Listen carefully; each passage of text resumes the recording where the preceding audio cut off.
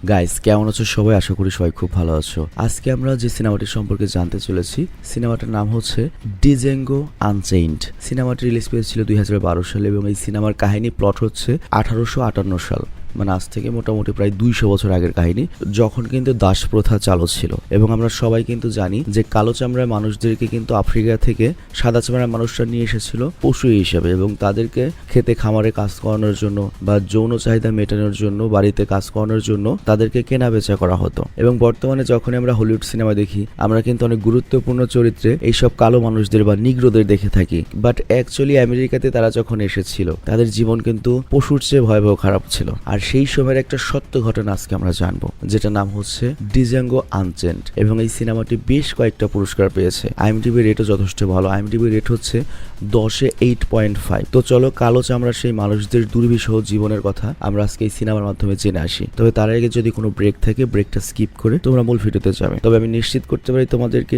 যেহেতু এটা ইতিহাস নিয়ে সিনেমা, তোমাদের ভালো লাগবে। স্বাগতম প্রিয় বন্ধুরা, তোমরা কি একঘেয়েমিতে ভুগছো? তাহলে মজা পাওয়ার জন্য আজকের বিষয়টি একদম উপযুক্ত তোমাদের জন্য। এখানে তোমরা বিভিন্ন খেলার ফলাফল জানতে পারবে, খেলা সরাসরি দেখতে পারবে এবং ভবিষ্যৎবাণী করার মতো মজার একটি অংশও রয়েছে, যেখানে তুমি অনুমান করতে পারো কোন দল জিতবে, কতটা ব্যবধানে ইত্যাদি। এতে রয়েছে আকর্ষণীয় পুরস্কার জয়ের সুযোগ, বিলাসবহুল গাড়ি, নামি মোবাইল ফোন, কম্পিউটার এবং আরো অনেক কিছু। এটি এমন একটি বিশ্বস্ত জায়গা যেটি পিএসজি এর মতো আন্তর্জাতিক খেলার দলের পৃষ্ঠপোষকতা পেয়েছে, তাই এতে কোনো সন্দেহের সুযোগ নেই। নতুন কিছু খেলার সংযোজন হয়েছে, যেমন দ্রুতগতির চ্যালেঞ্জ খেলা ও মুরগির পথ চলা খেলা, যেখানে সহজেই খেলে আনন্দ নেওয়া যায়। আর হ্যাঁ, যদি তুমি আমাদের প্রচারমূলক সংকেত ব্যবহার করে নিবন্ধন করো, তাহলে পেতে পারো 12,000 টাকা পর্যন্ত পুরস্কার একদম বিনামূল্যে। সঙ্গে থাকবে প্রথম জমাই অর্থের পর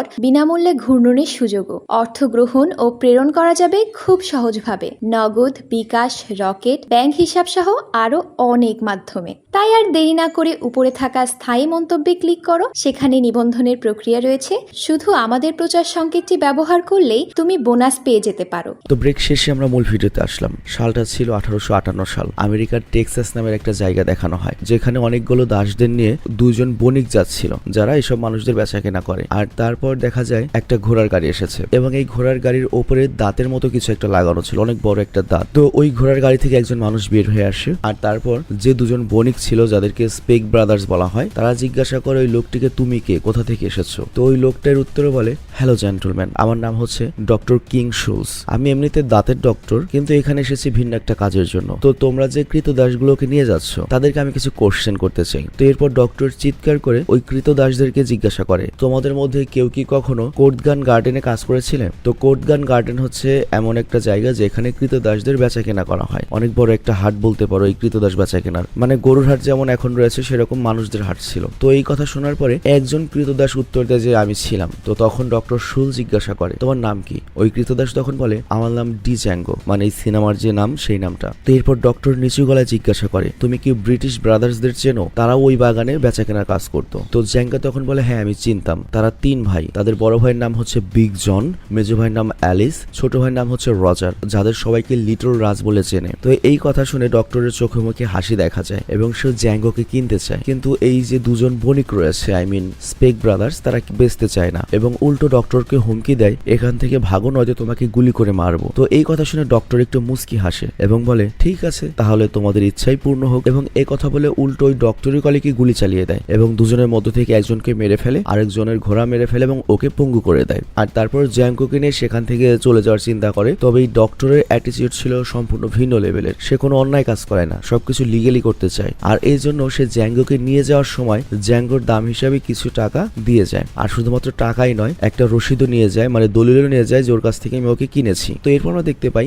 জ্যাঙ্গোকে একটা ঘোড়া দেওয়া হয়েছে এবং সবাই যখন দেখে যে একটা কালো মানুষ ঘোড়ায় চলে যাচ্ছে, বিষয়টা তো খুবই অস্বাভাবিক লাগে, কারণ ওই সময় কেউ এর আগে কখনো কোনো কালো মানুষকে ঘোড়ায় চড়তে দেখেনি, কারণ কালো মানুষদের ঘোড়ায় চড়ার অনুমতি ছিল না। তো এরপর তারা দুজন একটা বারে যায়, কিন্তু বারের মালিক তাদেরকে আটকে দেয়, কিন্তু ওরা জোর করে বারের ভেতর ভেতরে ঢোকে। অ্যাকচুয়ালি বারের মালিক চাচ্ছিল না যে কালো চামড়ার কোনো মানুষ বারে ঢুকুক, মানে বুঝতেই পারছো ওই সময় কালো চামড়া মানুষদেরকে পশুর চেয়েও নিচে দেখা হতো। তো যাই হোক, এরপর ডক্টর শুলস জ্যাঙ্গোকে জানায়, দেখো আমি শুধুমাত্র একজন ডক্টর নই, এর সাথে বাউন্টি হান্টারও। বাউন্টি কথার অর্থ হচ্ছে পুরস্কার, আর হান্টার মানে হচ্ছে বুঝতেই পারছো হান্ট করা বা শিকার করা। আর বাউন্টি হান্টার মানে হচ্ছে সরকার থেকে বিভিন্ন সময় বিভিন্ন সন্ত্রাসীদের জীবিত বা মৃত ধরার জন্য অর্ডার দেওয়া হয় এবং ধরতে পারলে এত টাকা পুরস্কার দেওয়া হবে। তো সেই হিসেবে সেই কাজগুলো করে থাকে এবং লাশ করে কি সরকারের হাতে তুলে দেয়, বিনিময়ে সে অনেক টাকা পায়। তো জ্যাঙ্গো তো এখন পর্যন্ত কোনো কথা বলেনি, বাট এবার সে একটা কথা বলে। সে প্রশ্ন করে, আমি তো সবই বুঝলাম, কিন্তু আপনি আমাকে কেন স্বাধীন করেছেন, তাও এত টাকা দিয়ে? ডক্টর তখন বলে, দেখো আমি তোমাকে এজন্যই কিনেছি কারণ আমি দাস প্রথাকে ঘৃণা করি। তুমি কালো হতে পারো, কিন্তু তুমি আমার মতো মানুষ, তোমার ভেতর একটা মন রয়েছে। তবে শুধুমাত্র কারণ যে এটা তাও নয়, আরেকটা কারণ হচ্ছে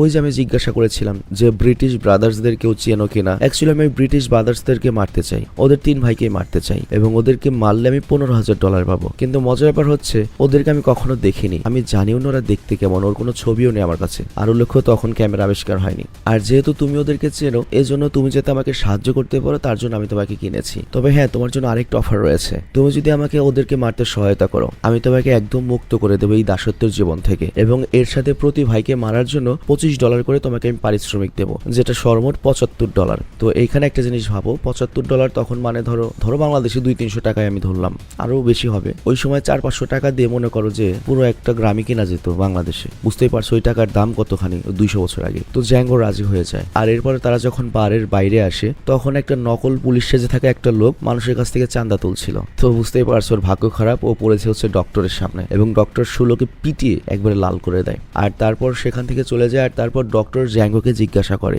ব্রিটিশ ভাইদের মারার পরে তুমি তো স্বাধীন হয়ে যাবে, তুমি আর দাসত্বের জীবনে থাকবে না, এরপর তুমি কি করবে ভেবে দেখেছো? তো এই কথা শোনার পরে জ্যাঙ্গো কিছুটা উদাস হয়ে যায় এবং সে বলে, আমি দাসত্বের জীবন থেকে ছাড়া পাওয়ার পরে আমার বউ রুমিলটাকে খুঁজবো, আর ও বর্তমানে যে মালিকের কৃতদাস হিসেবে আছে সেখান থেকে আমি ওকে কিনে নিয়ে আসবো, মানে ওর স্বাধীনতা আমি কিনে নেব। মানে বুঝতেই পারছো ওর বউ একজন কৃতদাসী। তো যাই হোক, এখানে জ্যাঙ্গো আরো বলে, আমি আর রুমিলটা একে অপরকে প্রচন্ড ভালোবাসতাম আর আমরা ভালোবেসে বিয়েও করেছিলাম জানেন, কিন্তু তারপরে আমাদের জীবনে একটা অভিশাপ নেমে আসে এবং আমাদের মালিক আমাদের উপর প্রচন্ড নির্যাতন করা শুরু করে এবং অনেক কষ্ট সহ্য করার পরে আমি একদিন ভাবলাম যে আমি আমার বউ নিয়ে পালাবো এবং পালাতেও গেলাম, কিন্তু ধরা পড়ে গেলাম। আর তারপর আমাকে লোহা গরম করে আমার গালের উপর চিহ্ন এঁকে দেওয়া হলো এবং আমার বইয়ের উপরও প্রচন্ড শারীরিক নির্যাতন চালানো হলো এবং তারপর আমাদের আলাদা আলাদা 2 জায়গায় বিক্রি করে দেওয়া হলো। আমি তো জানিও না যে আমার বউকে ওরা কোথায় বিক্রি করেছে, তবে আমি এতটুকু জানি গ্রিনভিল নামে একটা দাস বেচা কেনার যে হাট রয়েছে সেখানে আমার বউকে বিক্রি করে দেওয়া হয়েছে। আর আমার স্ত্রী জার্মান ভাষা খুব ভালো বলতে পারতো, কারণ ছোটবেলাতেই ওকে একজন জার্মান মহিলা কিনে নিয়েছিল কৃতদাসী হিসেবে। তো যাই হোক, কথা বলতে বলতে ওরা টেনিস নামের একটা শহরে আসে, কারণ এইখানে ওরা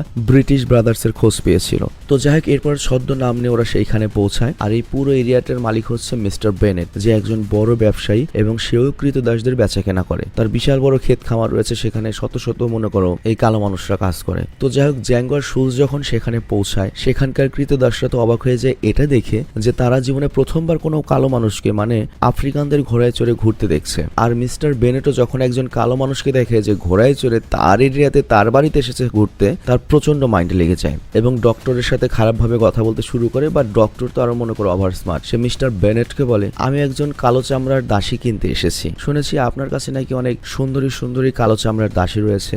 তো বেনেট তখন বলে, আমি তোমার সাথে কোনো লেনদেন করতে ইচ্ছুক নই, কারণ তুমি একটা কালো চামড়ার মানুষকে তোমার সাথে ঘোড়ায় চাপিয়ে আমার এরিয়াতে এসেছো এবং এটাতে আমার অপমান হয়েছে। বাট ডক্টর তখন বলে, আসলে ও আমার চাকর নয়, ও একজন স্বাধীন মানুষ। তবে এসব কথা বাদ দিন, আমি আপনাকে $5,000 দেবো শুধুমাত্র একটা মেয়ের জন্য। আর ওই সময় $5,000 মানে বলছো বর্তমান সময়ের মনে করো 50 কোটি টাকার উপরে তো হওয়া উচিত, আরো বেশি হওয়া উচিত, কারণ এখন 50 কোটি টাকা দিয়ে তুমি যা কিনতে পারবে না, ওই সময় কিন্তু 5,000 টাকা দিয়ে তুমি গুলশানের মতো বিশাল একটা জায়গার জমির মালিক হতে পারতে। তো যাই হোক, এই টাকার লোভে বেনেটও পড়ে যায় এবং সুযোগ বুঝে জ্যাঙ্গো তখন সেখানকার সকল দাসীদেরকে জিজ্ঞাসাবাদ করতে শুরু করে যে ওর বোর্ড সম্পর্কে প্লাস ব্রিটিশ ব্রাদার্সদের সম্পর্কে। তো ফাইনালি ব্রিটিশ ব্রাদার্সদের খোঁজ খবর পাওয়া যায়। ব্রিটিশ ব্রাদার্সরা মূলত বর্তমানে বেনেটের জন্য কাজ করছে এবং এখানে যতগুলো দাস রয়েছে তাদের সবার দেখাশোনা করতো এবং তাদের উপর অত্যাচার করতো। কিন্তু আজকে ভাগ্যের চাকা উল্টে যায়। এই প্রথমবার একজন কালো মানুষ ওই ব্রিটিশ ব্রাদার্সদের, সাদা চামড়ার মানুষদেরকে মারছিল সবার সামনে, তাও খুব নির্মম ভাবে, মানে যেন সমস্ত কালো চামড়ার মানুষদের হয়ে জ্যাঙ্গো আজকে প্রতিশোধ নিচ্ছিল। এবং এইভাবে চাবুক মেরে 2 ভাইকে হত্যা করা হয় এবং তৃতীয় জনকে গুলি করে মারে হচ্ছে ডক্টর শুলস। আর এরপর যখন মিস্টার বেনেট এখানে আসে, সে জানতে চায় এগুলো কি হচ্ছে, কেন মারছে আমার লোকদেরকে। তো এরপর ডক্টর তার আসলে পরিচয় দেয়। সে বলে, আমি সরকারের হয়ে কাজ করি, আর এই দেখুন সরকারি কাগজ, আর আমি যে ব্রিটিশ ব্রাদার্সদেরকে মেরেছি ওরা সবাই সরকারি অপরাধী এবং সরকার থেকে অর্ডার ছিল ওদেরকে মেরে ফেলার, আর তাই আমি মেরেছি। তো আপনি আইনগতভাবে আমাকে কিছুই বলতে পারেন না। তো এরপর ডক্টর শুলস এবং জ্যাঙ্গো সেখান থেকে চলে যায়। কিন্তু বেনেটের কাছে এটা চরম মাইন্ডে লাগে যে প্রথমত কালো চামড়া মানুষ যারা হচ্ছে কৃতদাস, সে আমার বাড়িতে ঘোড়ায় চড়ে এসেছে, আমার তিনটে সাদা চামড়ার লোককে মেরেছে। তো এটা দেখে তো বাকি কৃতদাসদের সাহস বেড়ে যাবে। তো এজন্য সে ঠিক করে নেয় এই চরম অপমানের প্রতিশোধ সে নেবে। আর সে হিসেব করে দেখে যে জ্যাঙ্গো আর ডক্টর শুলস এতক্ষণে খুব বেশি দূর যেতে পারেনি, আর তাছাড়া রাতও হয়ে গিয়েছে। তো সুতরাং ওরা কোথাও না কোথাও আশেপাশে বিশ্রাম করবে। তো এরপর সে কিছু লোকজন জড়ো করে আর রাতের বেলায় ডক্টর শুলস আর জ্যাঙ্গোকে মারার জন্য বের হয়ে যায়। কিন্তু ডক্টর শুলস তো চরম বুদ্ধিমান মানুষ, সে জানতো এত সহজে বেনেট তাদেরকে ছাড়বে না, আর তাই শুলস আর জ্যাঙ্গো একটা জায়গায় লুকিয়ে পড়ে এবং তারা করেছিল কি অনেক ফাঁদ পেতে রেখেছিল। তো এর ফলে ডক্টর বেনেটরা যখন আসে বোমটা ফাটিয়ে দেয়, ফাঁদের বোম, এবং সকল লোকজনদেরকে মেরে ফেলে। মানে বুঝতেই পারছো, উল্টো বেনেটই মারা পড়ে জ্যাঙ্গোর হাতে। তবে চুক্তি অনুযায়ী বর্তমানে জ্যাঙ্গো কিন্তু সম্পূর্ণ স্বাধীন ছিল। তো এরপর পাহাড়ের এক জায়গায় বসে ডক্টর জ্যাঙ্গোকে জিজ্ঞাসা করে, তুমি কি আমার পার্টনার হবে? তুমিও কি আমার মতো একটা বাউন্টি হান্টার হবে? আমরা গোটা শীতকাল কাজ করব, অনেক টাকা কামাবো, আর তারপর বরফ গলে যাওয়ার পরে আমি তোমার স্ত্রীকে খুঁজতে সহযোগিতা করব। তো এই কথা শুনে জ্যাঙ্গো রাজি হয়ে যায়। আর তারপর ডক্টর শুলস করে কি জ্যাঙ্গোকে ট্রেনিং দিতে শুরু করে, কিভাবে দ্রুততার সাথে বন্দুক চালাতে হয়, আরো অনেক ফাইটিং টেকনিক। আর এরপর গোটা শীতকাল ডক্টর শুলসকে সাহায্য করার জন্য সে বাউন্টি হান্টারের মতো কাজ করতে থাকে এবং শীতকালে তারা অনেক টাকা পয়সা ইনকাম করে এবং এর সাথে সাথে বসন্তকাল শুরু হয়ে যায়।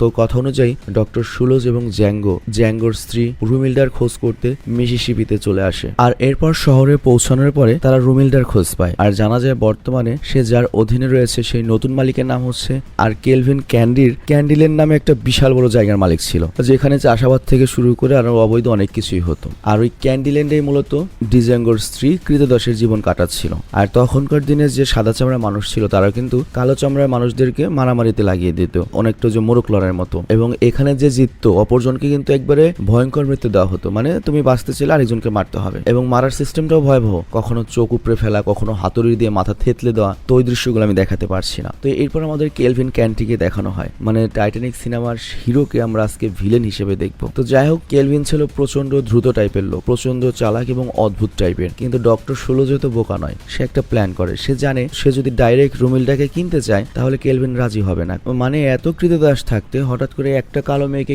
কেন কিনতে চাইবে, এটা ভেবে করবে কি সে একটা সিন ক্রিয়েট করবে এবং দাম অনেক বাড়াতে চাইবে বা বিক্রি করতে চাইবে না। তো এই কারণে তারা প্ল্যান করে তারা ছদ্মবেশ নেবে আর তারপর ক্যান্ডিল্যান্ডে যাবে এবং সেখানে গিয়ে তারা কেলভিনকে বলবে যে আমরা একটা কুস্তিগির কিনতে এসেছি তোমাদের কাছ থেকে। আর এরপর কেলভিনের সাথে ভাব জমিয়ে কুস্তি যোদ্ধার পাশাপাশি তারপর রুমিলটাকে কিনে নেওয়ার প্রস্তাব দেবে। তো এইভাবে রুমিলটাকে জ্যাঙ্গো আবার ফিরে পেয়ে যাবে। তো সব প্ল্যান তো পারফেক্ট, কিন্তু যদি সবকিছু পারফেক্টলি চলে তাহলে তার সিনেমা হলো না, মানে ঘাপলা তো বাজবেই ভবিষ্যতে। তো যাই হোক, এরপর ডক্টর শুলস এবং জ্যাঙ্গো ক্যালভিনের সঙ্গে দেখা করতে সেই ক্লাবে যায় যেখানে কৃতদাসদের নিয়ে এই নির্মম কুস্তি খেলা হয়, বাজিও চলে, জুয়াও চলে এখানে। তো যাই হোক, ডক্টর শুলস করে কি এরপর সুযোগ বুঝে ক্যালভিনের সঙ্গে কথা বলতে চায় এবং কথায় কথায় বলে, আমি শুনেছি আপনার কাছে অনেক ভালো কুস্তি যোদ্ধা রয়েছে, তো আমি তাদের মধ্যে থেকে একজনকে কিনতে চাই। তো কেলভিন তো মহা দ্রুত লোক, তার মনের সন্দেহ জাগে, কারণ হঠাৎ করে একটা সাদা চামড়ার বুড়ো মানুষ আবার তার সাথে একটা কালো চামড়ার মানুষ রয়েছে যে সমান যোগ্যতায় চলছে, সে কেন কুস্তি যোদ্ধা কিনতে চায়। তো কেলভিন সরাসরি প্রস্তাবে রাজি হয় না, বলে না আমি ওদের কাউকে বেচবো না, আর তাছাড়া ওর ব্যবসাটাও ভালো চলছে, জুয়ার ব্যবসা মনে করো। তো তখন ডক্টর শুলস আবারও একই রকম বুদ্ধি করে, টাকার টোপ দেয়। তো ডক্টর শুলস তখন বলে, আপনি কিন্তু আরেকবার ভেবে দেখতে পারেন, কারণ আমি আপনাকে পুরো $12,000 দেবো শুধুমাত্র একজন কুস্তি যোদ্ধার জন্য। আর $12,000 মানে বুঝতে পারছো, আজ থেকে 200 বছর আগের 12,000 টাকা না ভাই, $12,000 মানে কি হলো ভাই, আমার 14 পুরুষের আগে যদি $12,000 সম্পত্তি কিনে রাখতো, আজকে তো আমি দূর, তোদের এই দেশে আমি থাকতামই না। এই বালের দেশে যত বড় পজিশনে তুই থাকোস, সকালে ঘুম থেকে উঠে মোবাইল হাতে নিয়ে ফেসবুকে ঢুকলেই পুরো ডিমোটিভেট হয়ে যাবে যে কেন এই দেশে আছি। সিরিয়াসলি, আমি টাকা পয়সার মালিক ওরকম থাকলে দেশে থাকতাম না। তো যাই হোক, এত টাকার লোভ কিন্তু কেউ সামলাতে পারে না, যেমন মিস্টার বেনেটও সামলাতে পারেনি, ঠিক এইভাবে মিস্টার কেলভিনও সামলাতে পারলো না। তো কেলভিনও রাজি হয়ে যায় আর তারপর সে ডক্টর শুলস এবং জ্যাঙ্গোকে নিয়ে ক্যান্ডিল্যান্ডের উদ্দেশ্যে রওনা হয়, মানে ওর নিজের বাড়ি। আর যাওয়ার পথে কেলভিন লক্ষ্য করছিল যে জ্যাঙ্গো বাকি সব কৃতদাসদের সাথে খুবই দুর্ব্যবহার করছে। তো কেন জ্যাঙ্গো এটা করছিল? অ্যাকচুয়ালি যাতে আশেপাশের কারো মনে সন্দেহ না হয় যে সে একটা কালো, এই জন্য কালো মানুষদের প্রতি তার দয়া মায়া রয়েছে। এসেছে। মানে কেলভিন তো অনেক দ্রুত একটা মানুষ, ও যাতে সন্দেহ করতে না পারে যে ওরা স্পেসিফিক কাউকে ছাড়াতে এখানে এসেছে। তো যাই হোক, যাওয়ার পথে ক্যালভিন দেখে একজন কুস্তিযোদ্ধাকে খুব অত্যাচার করা হয়েছে, বেঁধে রাখা হয়েছে। তো ক্যালভিন জিজ্ঞাসা করে কি হয়েছে, জানতে পারে যে ও পালানোর চেষ্টা করেছিল। তো এইখানে নিয়ম হচ্ছে যদি কোনো কৃতদাস পালিয়ে যাওয়ার পরে ধরা পড়ে তাকে তো মনে করো মরতে হবে। তো এটা দেখে কেলভিনের মাথায় একটা বুদ্ধি আসে, সেভাবে কেননা এই সুযোগে ডক্টর সুলোজ আর জ্যাঙ্গোকে একটু পরীক্ষা করে নেওয়া যায় যে অ্যাকচুয়ালি কৃতদাসদের প্রতি ওর কোনো মায়া দেওয়া আছে কিনা। মানে ওর মনে একটা সন্দেহ যে ওরা স্পেসিফিক কারোর জন্য এসেছে। তো পরীক্ষা করার জন্য ও করে কি ওই কৃতদাসটার দিকে তাকিয়ে অদ্ভুত ভাবে বলে, দেখো কি হয়ে গেল, তুই পালাতে গিয়ে ধরা পড়ে গেলি। আচ্ছা তুই কি জানিস না তোর পেছনে $500 আমার খরচ হয়েছে, তুই অন্তত আমার জন্য 5 বার তো লড়াই করতে পারতি, 3 বার লড়াই করেই পালানোর চেষ্টা করলি, তাও পালাতে গিয়ে ধরা পড়লি, এখন তোকে আমি কি করব বল। আচ্ছা এক কাজ করি, চল আমার ক্ষুধার্ত কুকুরগুলো অনেকদিন ধরে মানুষের মাংস খায়নি, আমি তোকে ওদের সামনে ফেলে দিই, আর ওরা করবে কি তোর দেহ থেকে অল্প অল্প করে মাংস ছিঁড়ে খাবে, নয়তো আরেকটা রাস্তা রয়েছে। আচ্ছা এখানকার উপস্থিত যারা রয়েছে তাদের মধ্যে কেউ যদি আমাকে $500 দাও যেটা আমি ওর পেছনে খরচ করেছি, তাহলে আমি ওকে ছেড়ে দেবো। তো এই কথা শুনে ডক্টর সুলোজ চিৎকার করে ওঠে, আচ্ছা ওকে মারবেন না, $500 দিয়ে আমি কিনে নিচ্ছি। কিন্তু তখন আমাদের জ্যাঙ্গো ক্যালভিনের এই কুমতলবটা ধরে ফেলে এবং সে ডক্টর সুলোজকে বলে, না আপনি টাকা দেবেন না, আমাদের টাকা এত ফালতু নয় যে কৃতদাস পালাতে চায় সেরকম একটা কৃতদাসকে আমরা $500 দিয়ে কিনবো। তো ডক্টর সুলোজ তখন জ্যাঙ্গের মুখে এই কথা শুনে শকড হয়, কিন্তু সেও বুঝতে পারে যে জ্যাঙ্গো এটা কেন বলছে, কেলভিনের মতলব বুঝতে পারে এবং আর কিনতে চায় না। আর তারপর কেভিন সত্যি সত্যি হিংস্র কুকুরগুলো লেলিয়ে দেয়, আর ওই হিংস্র কুকুরগুলো ওই কৃতদাসটার দেহ থেকে মাংস ছিঁড়ে ছিঁড়ে খেতে শুরু করে এবং ডক্টর এবং জ্যাঙ্গোকে বাধ্য হয়ে এই নারকীয় ঘটনা নিজের চোখের সামনে দেখতে হয়, কিন্তু মনে মনে তাদের খুব ক্ষোভ হয়ে যায়। তো এরপর তারা ক্যালভিনের প্যালেসে সে পৌঁছায়, আর ক্যালভিনের প্রাসাদে ঢোকার সাথে সাথে সে তার অতিথি মানে ডক্টরদের সাথে বাড়ির লোকদের আলাপ করিয়ে দেয়। তো সেখানে একটা মানুষকে আমরা দেখতে পাই, একটা নিগ্রো যার নাম হচ্ছে স্টিফেন। মানে সেও কালো চামড়া মানুষ ছিল, কিন্তু সে ওই আরামে থাকার জন্য ক্যালভিনের পা চাটত এবং শয়তানের বুদ্ধি দিক দিয়ে সে ক্যালভিনেরও বাপ ছিল, মানে বড় লেভেলের ভিলেন। তো যাই হোক, ক্যালভিনের সঙ্গে ডক্টর কথাবার্তা বলতে বলতে হঠাৎ করে বলে ওঠে, আচ্ছা গাড়িতে আসার সময় আপনি একটা মেয়ের ব্যাপারে বলেছিলেন যে কিনা জার্মান ভাষায় কথা বলতে পারে, আর আমার জন্ম তো জার্মানিতে হয়েছিল, তো খুব ভালো হতো আপনি যদি ওই মেয়েটিকে আমার ঘরে আজকের রাতের জন্য একটু পাঠিয়ে দিতেন, তাহলে আমি ওই মেয়েটার একটু সেবা লাভ করতে পারতাম, কি বলেন। তো কেলভিন তখন জিজ্ঞাসা করে ওই স্টিভেনকে, হিলডি কোথায়। তো রুমিলটাকে সবাই এখানে হিলডি বলে রাখতো, আর স্টিভেন তখন বলে, স্যার ওই কালো মেয়েটা আবার এখান থেকে পালানোর চেষ্টা করেছিল আর তাই ওকে শাস্তি দেওয়া হয়েছে। তো শাস্তিটা কি, ওকে শাস্তি হিসেবে নগ্ন করে মাটির নিচে একটা খাঁচার মধ্যে গরমের মধ্যে রেখে দেওয়া হয়েছে। তো যাই হোক, ডক্টরের কথায় গর্ত থেকে ওই লোহার খাঁচাটা বের করে আনা হয় এবং এরপর জ্যাঙ্গো যখন এই দৃশ্য দেখে মনে করে দুঃখে ক্ষোভে ওর চোখে জল চলে আসে, কিন্তু ও নিজেকে সামলে নেয়। তো যাই হোক, এরপর কেলভিনের নির্দেশ অনুযায়ী রুমিলটাকে সাজিয়ে ডক্টরের ঘরে পাঠানো হয় এবং ঘরে যাওয়ার পরই রুমিলটাকে ডক্টর চাপা গলায় বলে, ভয় পেও না, আমি তোমার সাথে কিছুই করবো না, বাট এখন থেকে আমার সাথে জার্মান ভাষায় কথা বলো, যাতে ওই শয়তান ক্যালভিনের লোকেরা আড়ি পাতলেও তোমার আর আমার কথা না বুঝতে পারে। আসলে আমি আর আমার একটা বন্ধু তোমাকে এখান থেকে বের করে নিয়ে যাওয়ার জন্য এসেছি, আমি তোমাকে একটা স্বাধীন মুক্ত জীবন দেবো। তো রুমিলটা ডক্টরের কথা রাগা মাথা কিছুই বুঝতে পারে না, সে জিজ্ঞাসা করে কোন বন্ধু আর আমাকে কেন বাঁচাতে চাইবে। তো তখনই পেছনের ঘরের দরজাটা খুলে যায় এবং দেখা যায় জ্যাঙ্গোকে, এবং রুমিলটা কল্পনাও করতে পারেনি যে এত বছর পরে সে তার স্বামীকে দেখবে। তোর স্বামীকে দেখেও এত বেশি খুশি হয়, সাথে এত বেশি শকড হয় যে রুমিলটা নগদ অজ্ঞান হয়ে যায়। চিন্তা করো। তো যাই হোক, এখনো পর্যন্ত সবকিছু ডক্টরের প্ল্যান অনুযায়ী চলছিল এবং প্ল্যান অনুযায়ী খাবারের টেবিলে রুমিলটাকে কেনার কথা তোলার আগেই ক্যালভিনের পালোয়ানদের সম্পর্কে জানতে চায় ডক্টর সুলোজ, যে কোন পালোয়ান কিনলে ভালো হবে এই আলোচনা চলছিল। বাট ওই সময় স্টিভেন লক্ষ্য করে রুমিলদার মুখে খুবই হাসি এবং জ্যাঙ্গোর দিকে একটু পরপর তাকিয়ে হাসছিল। তো স্টিভেনের তখন সন্দেহ হয়, কারণ যে মেয়েটা বছরের পর বছর মনমরা হয়ে এখানে থাকতো, পালানোর কথা ভাবছিল, হঠাৎ করে ওর মুখে হাসি, তো আবার জ্যাঙ্গোকে দেখে। তো এরপর সে রুমিলটাকে জিজ্ঞাসা করে, তুই কি ওই কালো পাঁঠাটাকে চিনিস যার নাম জ্যাঙ্গো? রুমিলটা বলে, না আমি চিনি না। তো এর কিছুক্ষণ পরে ডক্টর শুল যখন রুমিলটাকে কেনার কথা তোলে, তখন স্টিভেন একদম শিওর হয়ে যায় যে ওরা রুমিলটাকে ছাড়াতে এখানে ছদ্মবেশে এসেছিল। আর তখন স্টিভেন করে কি তাড়াতাড়ি কেলভিনকে ভেতরে নিয়ে যায় এবং বলে, দেখুন আপনি ওদেরকে অন্ধের মতো বিশ্বাস করেছেন, কিন্তু ওরা আসলে এখানে কোনো পালোয়ানকে কিনতে আসেনি, কোনো কুস্তিযোদ্ধাকেও কিনতে আসেনি, ওরা মূলত ওই হিলডিকে টার্গেট করে এখান থেকে আপনার কাছ থেকে ছাড়িয়ে নিতে এসেছে। তো আমার মনে হয় ওই হিলডি জ্যাঙ্গোর স্ত্রী বা প্রেমিকা দুটোর একটি হবে, আর যেহেতু শুধু হিলডিকে কিনতে চাইলে আপনি রাজি হতেন না, তাই ওরা পালোয়ান কেনার নাম করে এখানে এসেছে হিলডিকে ছাড়াতে। তো এই কথা শুনে কেলভিনের প্রচন্ড রাগ লাগে এবং নিজের কাছে নিজেকে বোকা মনে হয় যে কেন আমি ওদেরকে ধরতে পারিনি, এবং প্রচন্ড রেগে সে খাবারের টেবিলে ফেরত যায় এবং ডক্টর সুলোজ এবং জ্যাঙ্গোর কাছ থেকে সকল অস্ত্র শস্ত্র ছিনিয়ে নেয় এবং তাদের মাথায় বন্দুক ধরে আর রুমিলটাকে নিজের চেয়ারে বসিয়ে বলে, সারপ্রাইজ, আর তোমরা এই মেয়েটাকে কিন্তু এত নাটক করলে, এত মিথ্যে বললে, কিন্তু দেখো আমি কত স্মার্ট, আমি সব বুঝে গিয়েছি। তো এবার একটা কাজ করো, $12,000 দিতে হবে এই মেয়েটার জন্য। রাজি থাকলে বলো, নয়তো এখনই ওর মাথাটা আমি হাতুড়ি দিয়ে ফাটিয়ে দিচ্ছি, তারপর ওর খুলিটা নিয়ে তোমরা এখান থেকে চলে যাও। তো কোনো উপায় না পেয়ে ডক্টর শুলস করে কি $12,000 দিয়ে রুমিলটাকে কিনে নেয়। আর কৃতদাস কেনার একটা নিয়ম ছিল, যার কাছ থেকে কেনা হচ্ছে তার কাছ থেকে একদম কাগজপত্রে সই করিয়ে তারপর কৃতদাস কেনা হতো। তো এরপর রুমিলটাকে বিক্রি করার জন্য আইনি কাগজপত্রে কেলভিন যখন সই করছিল, ওই সময় ডক্টর শুলস সেই দৃশ্যটা বারবার মনে করছিল, যেখানে অনেকগুলো নৃশংস কুকুর মিলে ওই পালোয়ান কৃতদাসটাকে টেনে টেনে খাচ্ছিল। তো ডক্টর শুলসকে দেখে বোঝা যাচ্ছিল যে সে প্রচুর ঘৃণা করে এই কেলভিনকে। তো কাগজপত্রে সই হয়ে যাওয়ার পরে তারা যখন চলে যাবে, মানে রুমিলটাকে নিয়ে চলে যাবে, হঠাৎ করেই কেলভিন বলে ওঠে, 1 মিনিট ডক্টর শুলস, আমাদের ক্যান্ডিল্যান্ডের একটা নিয়ম রয়েছে। নিয়ম অনুযায়ী যে বিক্রি করছে আর যে কিনছে তারা দুজন যে পর্যন্ত হাত না মেলাচ্ছে ততক্ষণ পর্যন্ত কোনো চুক্তি সম্পন্ন হয় না। আর আপনি সেটা হয়তো ভুলে গিয়েছেন। তো আপনাকে এখন আমার সঙ্গে হাত মেলাতে হবে যদি আপনি রুমিলটাকে এখান থেকে নিয়ে বের হতে চান। তবে এইবার ডক্টর শুলস প্রচন্ড রেগে যায়, কারণ এমনিতেই সে কেলভিনকে মারাত্মক ঘৃণা করে। এবং ডক্টর শুলস বলে ওঠে, তোমার সাথে আমার হাত মেলাতে কোনো আপত্তি নেই, কিন্তু তোমাকে টাচ করতে, তোমার সাথে হাত মিলাতে আমার রুচিতে বাজছে। আসলে আমি আমার লাইফে এত নিম্নমানের কাজ কখনো করিনি, তো আমার সাথে হাত মিলানোর কথা চিন্তা করো না, আমি তোমার সাথে হাত মিলাতে পারবো না। তো কেলভিন এত বড় একটা অপমানজনক কথা শুনে রেগে যায় এবং সে তার লোকদেরকে বলে, এই মানুষটা যদি আমার সঙ্গে হাত না মেলায় তাহলে রুমিলটাকে এখানেই গুলি করে শেষ করে দাও, সাথে এদেরকেও। তো তখন ডক্টর শুলস বলে, আচ্ছা তোমার যেমন মর্জি সেটাই হবে, মানে সিনেমা শুরুর মতো। এবং এটাই কিন্তু ডক্টর শুলসের স্টাইল। তো এরপর ডক্টর শুলস করে কি আস্তে আস্তে এগিয়ে যায়, কেলভিনের সাথে হাত মেলাবে, কিন্তু হাত মেলানোর ছলে সে করে কি কোটের হাতের ফাঁক দিয়ে তার গোপন বন্দুকটা বের করে এবং সেই বন্দুক দিয়ে কেলভিনকে একবারে নগদ ঝাঁচড়া করে দেয়। কিন্তু তখন কেলভিনের বডিগার্ডরাও ডক্টর শুলসকে গুলি করে মেরে ফেলে। মানে ডক্টর শুলস খুব নর্মালি মারা গিয়েছে, বিষয়টা কষ্টকর। তো যাই হোক, ডক্টরকে মরতে দেখে জ্যাঙ্গো ওদের উপর হামলা করে এবং এরপর কেলভিনের লোকদের সঙ্গে জ্যাঙ্গো লড়াই শুরু হয়ে যায়। কিন্তু একা জ্যাঙ্গো কতক্ষণ লড়তে পারবে, কিন্তু তাও জ্যাঙ্গো ধরা পড়ে না। কিন্তু হঠাৎ করে ওই যে স্টিভেন কালো শয়তান করে কি রুমিলটাকে ধরে ফেলে এবং বলে, দেখ তোর হিলডি এখন আমার হাতে,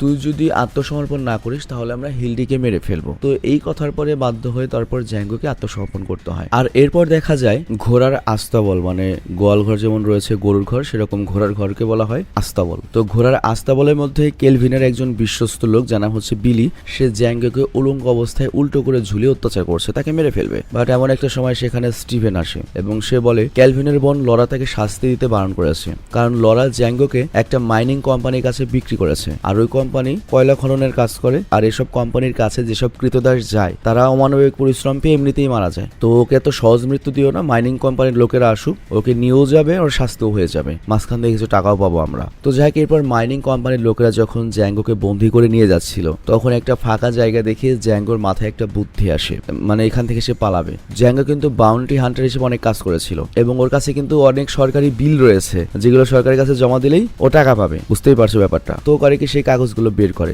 এবং ওই লোকদেরকে দেখিয়ে বলে, দেখুন এখানে একটা ভুল বোঝাবুঝি হয়েছে, আপনারা যেটা ভাবছেন সেটা নয়, আমি কোনো কৃতদাস নই, আমি একজন স্বাধীন মানুষ এবং সরকারের পক্ষ থেকে আমি একজন বাউন্টি হান্টার, মানে টাকার বিনিময়ে খারাপ লোক বা সন্ত্রাসীদের মেরে ফেলা আমার কাজ। এবং কাল আমি আর আমার সঙ্গী এই ক্যান্ডিল্যান্ডে এসেছিলাম একটা অপরাধীর খোঁজ পেয়ে, তাকে মারতে আমরা এসেছিলাম, কিন্তু উল্টো ওরা আমাদের ট্রিক করে আমাকেই বন্দি করে নেয় এবং আমার সাথের যে লোক ছিল তাকেও মেরে দেয়। তো এই যে দেখুন আমার কাছে কতগুলো বিল রয়েছে, এগুলো যদি সরকারের কাছে আমরা দেই আমরা কিন্তু অনেক টাকা পাবো। আর তাছাড়া ওখানেও আরেকটা সন্ত্রাসী রয়েছে, ওকে যদি মেরে ওর লাশটা আমরা নিয়ে যেতে পারি তাহলে আমরা $12,000 পাবো। আর আমার তো টাকা দরকার নেই, আপনারা জাস্ট আমাকে কিছু টাকা দিন, $3,000 দিন, বাকি টাকা আপনারা নিয়ে যাবেন। তো টাকা হচ্ছে এমন একটা জিনিস, বুঝতেই পারছো, সবাই রাজি হয়ে যায়। আর ওই বিলগুলো দেখে ওরা তো মদন হয়ে গিয়েছে, সরকারি বিল চেকের মতো। তো ওরা তখন রাজি হয়ে যায়। আর তখন আমাদের জ্যাঙ্গো বলে, ডিজাঙ্গো, যে আমাকে মুক্ত করে দিন, প্লাস আমাকে কিছু বন্দুক দিন আর গোলা বারুদ দিন, তাছাড়া তো আমি পারবো না। আর ওই ক্যান্ডিল্যান্ডের ওই লোকটা কোথায় আছে সেটা শুধুমাত্র আমিই জানি। আর একটা কাজ করতে পারেন, যদি আমার উপর আপনার সন্দেহ হয় আপনি চেক করতে পারেন আমি মিথ্যা বলছি কিনা। এই যে আমার কাছে কাগজ তো আছে, তারপরও আপনি গোপনে গিয়ে ওইখানে যে কৃতদাস রয়েছে ওদেরকে জিজ্ঞাসা করবেন যে কালকে আমি একজন স্বাধীন মানুষে ঘোড়ায় চড়ে ক্যান্ডিল্যান্ডে এসেছিলাম কিনা। তো এরপর ওরা করে কি যাচাই করে এবং শোনে যে কথা তো সত্য, এবং তারা করে কি ডিজাঙ্গোর হাতের বাঁধন খুলে দেয়। আর এরপর ডিজাঙ্গের হাতে যখন বন্দুক দেয় সাথে সাথে ডিজাঙ্গো করে কি ওদেরকে মেরে দেয় আর ওদের কাছ থেকে যা ছিল সব নিয়ে নেয় এবং ক্যান্ডিল্যান্ডে ক্যালভিনের বাড়িতে ফেরত আসে। মানে যে দেশ যেভাবে চলে তোমাকে সেভাবেই চলতে হবে, বেইমানের রাজ্যে তোমাকেও বেইমানি হতে হবে। তো যাই হোক, এরপর ফিরে এসে আবার লড়াই শুরু হয়ে যায় এবং আমরা দেখি ক্যালভিনের একে একে সব লোককেও মেরে ফেলে। আর তারপর সে ডক্টর শুলোজের দেহটা দেখতে পায়, ওটা ওখানেই পড়েছিল। তো জ্যাঙ্গো ডক্টর শুলোজের মাথায় হাত রেখে বলে, আপনি আমার জন্য যা করেছেন এটা আমার জন্য কেউ কখনো করেনি, আমি যতদিন বেঁচে রয়েছি আমার জীবন আপনার ঋণী হয়ে থাকবে। তো এরপর সে রুমিলটাকে সেখান থেকে উদ্ধার করে। আর এইদিকে লরা, মানে ওই যে ক্যালভিনের বোন, ওই কালো বুড়ো শয়তান স্টিভেন এবং বাকি লোকেরা ক্যালভিনের দেহটাকে কবর দিয়ে বাড়িতে ফিরে আসে, কিন্তু বাড়ি ফিরেই তারা দেখতে পায় যে পুরো বাড়ি তো সাফারি কিরকিরা করে দেওয়া হয়েছে এবং জ্যাঙ্গোকে দেখতে পায়। আর জ্যাঙ্গো তখন বলে, এইখানে তোমরা যারা কৃতদাস রয়েছে তারা সবাই বাড়ির বাইরে চলে যাও, শুধুমাত্র স্টিভেন এখানে থাকবে, আর থাকবে হচ্ছে ক্যালভিনের বোন লরা। তো জ্যাঙ্গো করে কি সবাইকেই মেরে ফেলে, লরাকেও মেরে ফেলে, আর স্টিভেনের দু পায়ে দুটা গুলি করে এবং স্টিভেনকে বলে, তুই 76 বছর ধরে এখানে রয়েছিস, তুই নিজেও একটা কালো চামড়া মানুষ, কিন্তু তারপরেও কালো চামড়া মানুষদের প্রতি তোর কোনো সহানুভূতি নেই। আর তোর মালিক মানে ক্যালভিন, তার তো কোনো কথাই হয় না, ও তো একটা আস্ত জানোয়ার ছিল। তবে তোর মালিক একটা কথা কিন্তু ঠিক বলেছিল, সেটা সে আমাকে দেখে বলেছিল যে লাখে একটা কৃতদাস আলাদা হয়, আর সেই আলাদা মানুষটাই আমি। তো এরপর সে ওই পুরো বাড়িতে বারুদ ছড়িয়ে দেয়, বোম এবং আগুন ধরিয়ে দেয় এবং বিস্ফোরণ হয়। ক্যালভিনের পুরো প্রাসাদের সাথে স্টিভেনও নাই হয়ে যায়, মানে এতদিনের অত্যাচারের রাজত্ব শেষ এবং ক্যান্ডিল্যান্ডের যত দাস ছিল তারা এখন মুক্ত। আর ওখান থেকেই মূলত তোমার শুরু হয়ে যায় হচ্ছে কালো ভার্সেস সাদা চামড়াদের লড়াই, মানে স্বাধীনতার লড়াই। তো যাই হোক, এরপর জ্যাঙ্গো করে কি স্ত্রী রুমিলডাকে নিয়ে বেরিয়ে পড়ে, আর অনেকদিন পরে রুমিলডার মুখে হাসি ছিল। জ্যাঙ্গো খুশি, কারণ তারা এখন স্বাধীন মানুষ, তারা বাকি জীবনটা নিজেদের মতো কাটাতে পারবে। তবে ঝামেলা হচ্ছে তারা মেইন শহরে এখনো যেতে পারবে না, কারণ যে কেউ ধরে তাদেরকে আবার বন্দি বানাতে পারে। মানে ব্যাপারটা হচ্ছে কি, ওদের বর্তমান লাইফ, ধরো তোমার পালা মুরগি, মানে মুরগি দিয়েই বোঝে, আমার বাড়ির পালক মুরগি, ওটা মনে করো মুক্ত হয়ে গিয়েছে হচ্ছে শহরে। তো একটা মুরগির কিন্তু অধিকার নাই সে স্বাধীনভাবে বসবাস করবে, কেউ না কেউ ওকে ধরে নিয়ে যাবেই এবং আবার বন্দি করবে, না তো রান্না করে খাবে। তো ব্যাপারটা হচ্ছে এরকম, মানে ওদের স্বাধীনভাবে চলার কোনো অধিকার নেই। আর এইখানে একটা বিষয় হচ্ছে, এইগুলো এখনো চলে।